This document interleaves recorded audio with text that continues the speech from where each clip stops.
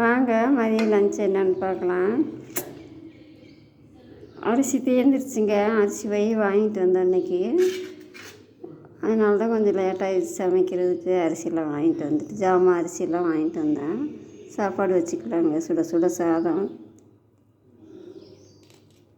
இங்கே பாருங்கள், குழம்பு பாருங்கள். கத்திரிக்காய் முட்டையாக நறுக்கி போட்டு குழம்பு வச்சுருக்கேங்க.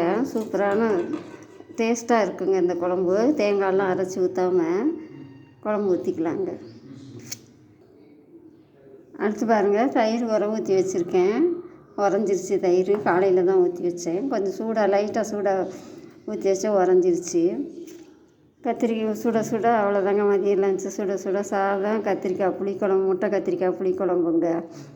அன்றைக்கி புது அரிசின்னு சொன்னேன்ல, இந்த கடையில் வாங்கிட்டு வந்து ஆக்கி பார்க்கலான்னு ஆக்கி பார்த்தேங்க. அது சரி வரல.